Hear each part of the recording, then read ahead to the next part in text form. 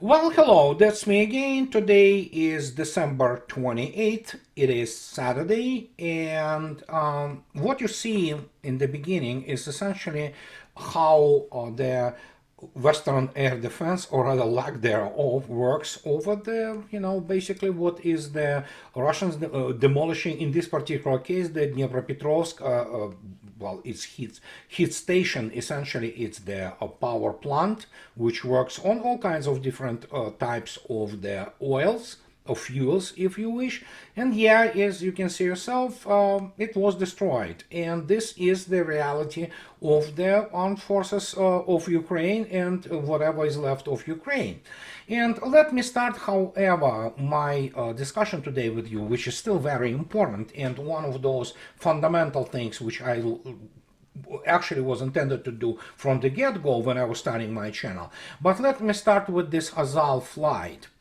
And we know that right now that Mr. Putin apologizes over deadly plane crash.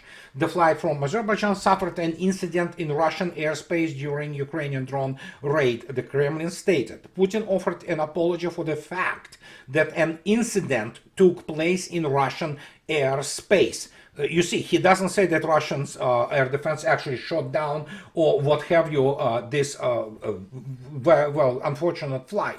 But yes, it did happen, evidently something in the Russian airspace, and they described in the statement that Azerbaijani passenger plane, which arrived on schedule, made repeated attempts to land at the airport in Grozny. The statement said the capital of Russian Chechen Republic, as well as other cities in the region, were being attacked by Ukrainian combat drones at the time, and Russian air defense were repelling those attacks. This is merely, again, as I already stated, apology for the situation in the Russian airspace. After that, the plane, as you all know, changed the course and flew for another 40 minutes towards Aktau, where it crashed. So what could have been the situation there? My version, which is, don't quote me on that, this is pure speculation, and in this case you have to keep this in mind. And because if any Russian air defense complex would shoot and basically hit this aircraft, which is the Embraer E190, it would never reach any Aktau. It would crash immediately. What could be the case, considering the type of the damage which happened to the aircraft, which was the impact from the outside, could be the fact that Russian air defense shot number of the drones, Ukrainian drones. Ukrainian forces are trying to constantly reach Makhachkala, Kaspiysk, which is the main naval base of the Caspian flotilla, and Grozny, of course, which is closer. And what could have happened that the plane simply flew into the what is called field of the remnants of the, well, one or two Ukrainian drones, which exploded in the air. They obviously, when they explode, they are blown up to smithereens, and what creates essentially the field or some volume in the air where the plane could have flown in, albeit one still has to ask the question why the hell they were trying to land in Grozny 2 or 3 times. But what do I know? We will need to follow the work of the NOW Commission, and we will know the results fairly soon. The black boxes essentially have been evidently recovered and many people survived. So we will have the clear picture of the situation. But let me start with the, well, other things. So, because obviously while these news are important, we need to keep in mind fundamental thing about what is happening all over the place, which is, of course, the situation at the at the special military operation. And we can start with, there are some really bizarre things which are happening, but in some of them, while being bizarre, they are expected. Russian Foreign Intelligence Service, SVR, actually says what comes, flows, so to speak, very organically from the logic of the events in Syria, or whatever used to be Syria, and US and UK planning terrorist attacks on Russian bases in Syria. And yeah, the US and UK are planning terrorist attacks on those bases in order to prevent the situation in the country from stabilizing. The Russian Foreign Intelligence Service has said, yes, it is that, plus they are cowards. They know they will never even dare to do anything directly, so that's what they do. They are good only at terrorism and all kinds of diversions. Something like, again, I'm not saying that these were British, but it smells, reeks of London activity with, for example, blowing up the defenseless civilian vessels, such as Ursa Major. But so that's what SVR says. According to available information, representatives of the British Intelligence Service, MI6, and the American CIA recently tasked Syria-based IS commanders, which is Islamic State. We know now that, Islamic State is essentially American and British invention, under their control, with carrying out a series of attacks on Russian military bases. To do out this dirty work, the terrorists received attack UAVs. The statement read.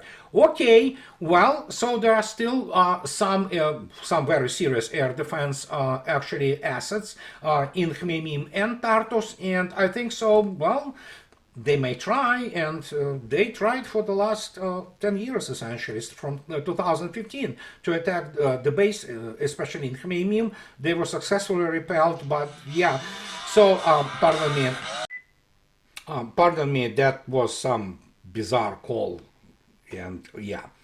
Anyhow, and what we have to think about when we talk about the intentions of the CIA MI6 to attack bases at Khmeimim or Tartus, it is all, tantrum. Kindergarten kids who never won anything in their life and good only at fighting civilians and killing people, just left and right. Yeah, that's what they do. And of course, that is the desperation, as anybody who, including my good friend Larry Johnson, who is former CIA officer, who telling that, yeah, when you lost the war, you start the, terrorism. That's what they're good at. That's the only thing they ever could do, realistically. So yeah, and yes, as I already stated, there is no doubt that the sabotage and killing of civilians in Russia will continue. Those people probably will get some reward, awards, and be put on the CIA or whatever the freak equivalent of this wall of the heroes in MI6 is. That those not heroes, those are terrorists pretty much. So, but let's continue with what is very important, and we have absolute coping of things to such a degree that I do not even know how to really comment on this. And when you look attentively at the situation with the use of Russia of Oreshnik, which is not really ballistic missile, people still do not understand. It uses the booster, which is essentially ballistic missile. But Oreshnik is not ballistic hypersonic weaponry. Those blocks are maneuvering blocks, and they fly not necessarily even in any kind of the exo-atmospheric trajectories. They fly within atmosphere, as does, for example, 3M22 Zircon or Kinzhal, and you saw the result of it. But it evidently did impress the Western audience, so to speak, if you wish, including those elites. And as I already stated, so we have what? Okay, 34 days since the attack on Yuzhmash, and no photographs. Well, evidently it takes time to erect all kinds of the mock-ups made out of the, excrement and sticks to kind of then make sure that, oh, you see, everything is fine. But we already know the situation. And so now we have, well, if you look at this, it's tabloid, it's built. And so they say that arrived to the conclusion that Germany is at the mercy of Putin's super missile. Secret report surfaced. Yeah, secret, my ass. Interception would be more of a stroke of luck, and Germany is not sufficiently protected against this deadly danger. I have news for Germans. They are not protected against anything what Russia has at her disposal. So an Oreshnik is just one of those things which, yeah, it's gonna finish off any kind of the military command structure of whatever is Germany. I don't know. It's an occupied state. It has no sovereignty. And Annalena Baerbock is probably is a fitting image for this type of the builds article. But the point is, it's not really just Germany. If we go further, we can get into the much more important thing, which is well, let's put it this way. As you can see yourself, it went on a different media sites that NATO must be ready to respond and counter Russia's aircraft threat. Admiral Vanier, and so this is French admiral, and he gave the very substantial interview to the Defense News. And here is French Admiral Pierre Vanier has led the Allied Command transformation, one of NATO's two strategic commands responsible for identifying future capability and interoperability requirements since September 2023. Now based in Norfolk, Virginia, he was previously the French Chief of the Naval Staff and the Vice Chief of Defense. I can tell you immediately, NATO failed, it lost the arms race, and no matter how they try to identify anything, that you have to keep in mind, industrial and scientific capability is not there. It actually hasn't been there for the last 25 years at least. But what this admiral says is this. Not only he says that, oh yeah, we have to counteract aggression. Good luck with that. I mean, there is not a single air defense or air anti-missile defense system which can do anything about it, as it cannot do against any hypersonic maneuvering target. But so he talks about he was asked the question by the Defense News. You have called for Europe to wake up and for countries to invest more in their militaries. Many experts argue the invasion of Ukraine should have been the necessary wake-up call, yet some still appear on the fence about making the necessary investments and changes. What do you believe will be enough to achieve this? So he responds, 3 Western prophecies just went down. The first one is the belief that liberal training will bring democracy. We have seen that it doesn't work. Exactly what he is correct also, that actually there is no liberal training and democracy in specifically France, which is a totalitarian crap hole, pardon my French, and the same goes for Germany or United Kingdom, which are totalitarian, anti-democratic countries, and yeah, you can see it basically manifesting itself all over the place. So it's really reach from the French guy who has the, well, I'm not gonna go there, okay? You know, I've spoke about this on many occasions. So anyhow, the French guy talking about democracy is like, you know what, some Islamic State guy talking about the Christianity. So, but hey, whatever. And so the second is the idea that interdependence will bring peace, and last is that disarmament will drive to peace. Actually, disarmament may drive to peace. Here he doesn't understand what he's talking about, which you would expect from French military. But this, when he talks about the idea of that interdependence will bring peace, well, guess what? I mean, it could have, but evidently Europe decided to commit suicide. And now I have news for this admiral. His Lilliputian armed forces of basically France, including the, well, with the exception of its nuclear deterrent, they are a joke. As I joke, all those French officers who think that they can prepare and train Ukrainian military. But, you know, Europe was doing okay until, you know, yeah, it was started by Europe, no less. The special military operation had to be started in response to what they've been doing. They were lying. That's what Europeans do. And so he talks about that. I was recently giving a lecture to Franco-German industry leaders and chief executive. I said to them, you are just like the dinosaurs. You see the smoke of volcanoes and just say you are in changing times. Most Europeans are herbivores. They think there is a sufficient grass to feed from. This is not the case. We need to be more awake and invest, because it is only about making some more shells to support Ukraine. It is to be ready on the new warfighting domains where we may suffer a lot. No, not may suffer a lot.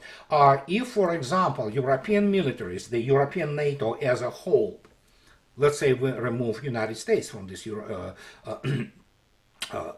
this picture, they're not going to live long in the real war, and it doesn't matter what they do in trying to basically pretend that they can produce some kind of the military toys to counter whatever the Russia has. Now they don't have the ability. The capability is not there. They still can produce like, Airbus, commercial airline, but combat aviation, for example, is a completely different story. And for example, when you look at the French only thing, which they have about what? 50 of them, I believe, maybe 70. Make no mistake, I'm not pretending to know from the top of my head all number of their Rafales, for example. Rafale is the same as Eurofighter, the same as F-15, the same as F-16, and the same as F-35 are obsolete for the modern battlefield. Air-to-air combat, for example. And how do you address this? You cannot do that. You need to basically refurbish or overhaul the whole thing. But it starts with the political system and economic capabilities of nations. France is dwarfed by economy of Russia. Actually, Germany and France combined have smaller economies than Russia. And good luck with that. Remember, French used to actually hitch the rides on the Russian actually rockets to the space stations. And what can I say? They have the basically they rocket or cosmodrome, if you wish, or spaceport in French Guiana, but that's about it. France is a Lilliput, as is Germany, as is United Kingdom, as is Italy, and nothing can save Europe now. Period. So they have to live with this. If they want to play NATO card, it's all about United States and how United States wants to deal with this. But to demonstrate to you how bad it is all, just here it is. I mean, and you cannot even really pretend that this is nothing but the butt hurt and coping. So Kiev Independent reports Financial Times. This is a bunch of the inbred imbeciles who write for this, rag, which is tabloid. So look at this. This is how they're coping. Ukraine war latest. Russia's new Oreshnik missile relies on Western manufacturing technology.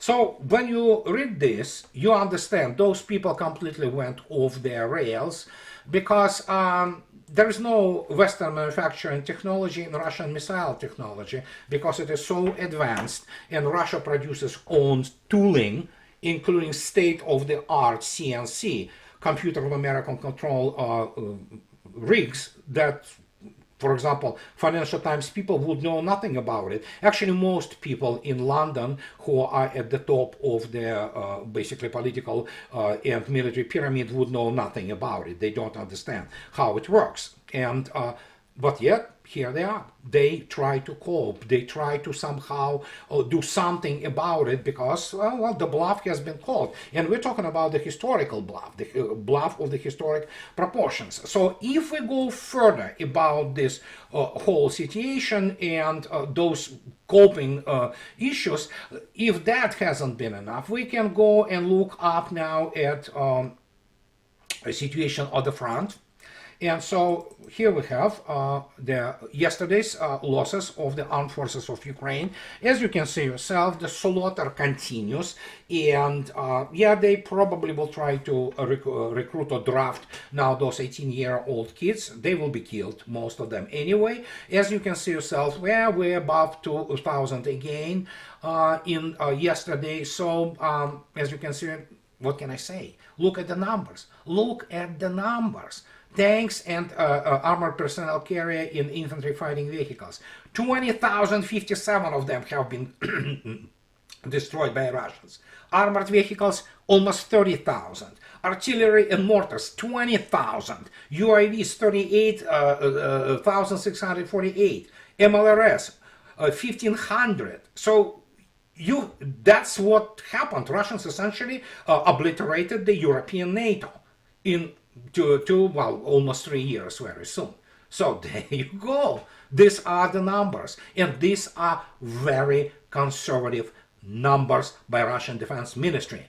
And they know this in Pentagon, they know this in CIA, those, PR guys who will never admit that they had their ass handed to them. So what they have left is to kill civilians, conduct terrorist activity. That's the only thing they know how to do. Those people have no honor. They do not have any kind of the human integrity. They just gonna kill anybody. So, including what they FSB now is catching up, well, pretty substantial number of people who were trying to trying to conduct some kind of the terrorist activities, including against the Russian officers and Russian high level industrial captains, industry captains, especially military industrial complex.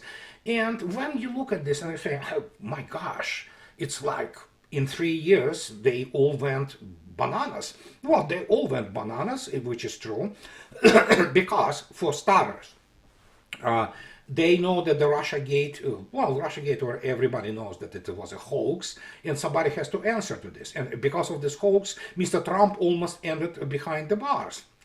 And if not for his millionaire or billionaire status and his friends and attorneys and his vast financial resources, the other person would probably end up behind bars. And they know that there could be revenge. So they try to start World War III. You have to understand, when you look at these people such as Sullivan, Blinken, or Starmer, or whatever, these are pampered jerks, who never experienced any difficulty in their life, and they are afraid. They are afraid not only to the point of, they would rather start World War III than face the court of law, which many of them qualify both as war criminals and both as people who literally raped American Constitution and the law and order of the land.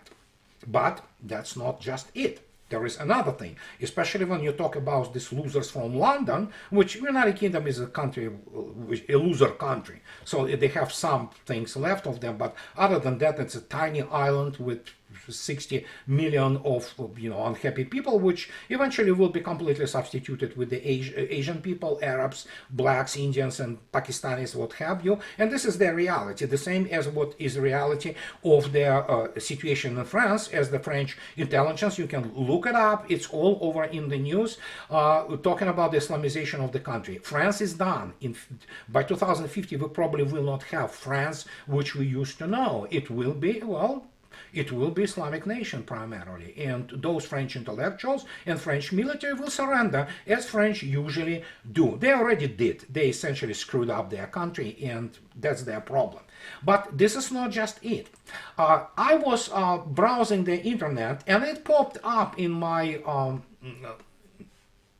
basically recommendations. And this is 2 weeks old. And this 2 weeks old is about the movie Enemy of the Gates. It is it's complete trash by Hollywood, which of course tells you actually why many people, including, I'm not gonna be saying something new. For example, Colonel Douglas MacGregor, for all my respect to him, and he's definitely being one of the best American military thinkers, he absolutely doesn't know the history of the World War II and Eastern Front. He read all those, rumors, stories, and BS which passes here in the United States as history. But guess what? If you go and watch this video is very critical at this stage, because basically that's United States and Great Britain have been at the rewriting of the World War II history practically from the get-go. For example, Douglas MacGregor takes his data and ideas primarily from the Wehrmacht and SS sources and some, nut jobs he evidently encountered in his life when he visited Russia once. So, but the point is, the guy counted 58 minutes, no less. He encountered 141 inaccuracies. And this was the movie which was shot on Zaitsev memoirs himself, famous, Russian sniper. And so as those few people of the integrity, good education from England and United States who did this actually superb documentary, you can call it documentary, they end up with the people, the opinions of the real military historians. And talking about this, barrier troops, or, like Russians have been nothing more than the Red Army was nothing more than cattle prodded into the battle with all kinds of the NKVD and, barrier troops, which, by the way, happens right now with the armed forces of Ukraine. This is exactly how it happens. And one of the British historian writes, Zaitsev himself was a volunteer, not a convict. We believe Zaitsev would have been appalled by this fiction and disgusted that his name has been associated with it. He is talking about this enemy at the gates, and practically you can, what is most importantly, you can say it convincingly and justifiably everything what Hollywood created about war, especially about this BS of the such as flicks which are just vomit-inducing rape of history, such as Patton or Saving Private Ryan, which are basically again as a rape and pillaging of the real history of the World War II. Not to speak about Eastern Front, where Russians are nothing more than cattle, nothing more than subhumans, which are being thrown into the meat grinder. Somehow they ended up in Berlin. And that tells you also that those people who were doing this, and I love the discussion under this movie, in the discussion board below that video. I strongly suggest you to watch it. You will understand the scale of the basically manipulation of the Western public opinion by all those well, prostitutes, basically. And that is why there are very few American military which will dare to talk to me about the real situation in the World War II and what was happening on the Eastern Front, because most of them, they don't know history.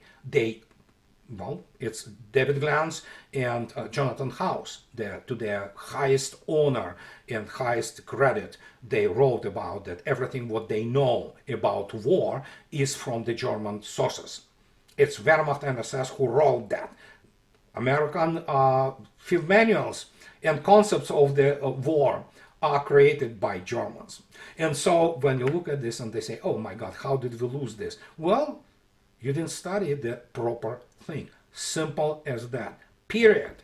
It was always fiction. It was always manipulation. And then everybody asks, how the hell the finest fighting force in history can lose all its wars? That's precisely because everything is basically fiction. It is fiction about Russia, it is fiction about Soviet Union, and now historically it came to an end. And it took special military operation, and what Mr. Lavrov, as I already stated last video, disclosed to all of us, that French are now trying to negotiate behind the scene, behind the curtain with Russians, and they want to do it without Kiev. That tells you everything you need to know. And believe me, French know when you have to surrender. And apart from that, in the conclusion, I want to show you basically, it's a damning basically fact of who did the most to defeat Nazi Germany. When was asked, it was the June 2024 in United Kingdom. So there you go. In your view, this is how people are educated, quote unquote, including those military from British military or American military. They really believe, in other matter, that they will substitute their country. So as you can see yourself, United Kingdom was the main force which defeated Hitler. United States is distant second. Then of course major, France contribution, and poor Soviet Union 6%. That's everything you need to know about everything. And in conclusion, Russians just Russian fleet, Russian Navy, accepted to service the recent Yasen Project 885 Archangel submarine to the Russian Navy, and it's another fourth actually serial production boat. Together there are 5 of them. As you can see yourself, here is the list. And so we have now operating 1 Severodvinsk, 2 Kazan, Novosibirsk, Krasnoyarsk active, and now Arkhangelsk is active and is now in the first line service in the Navy. Of course, they have to basically pass the course tasks, what it's called, or shakedown if you wish. So, and as you can see yourself, the Perm, Ulyanovsk, they are all coming. These are magnificent state-of-the-art submarines, each carrying 32 cruise missiles, and among them 3M-22 hypersonic Zircon with the range of 1500 kilometers and the speed of Mach 10 plus good luck trying intercept it. But this is what is happening in Russia, and this is also what I wanted to tell you. Actually, it's kind of summary before the end of the year. I will probably to make some summary also in a couple of days. And as always, guys, those who like what I do, please subscribe to my channel, and those who can afford, please support me on Patreon or buy me a coffee too. So that will be it for today, guys. Have a nice weekend. I'll talk to you later. Bye bye.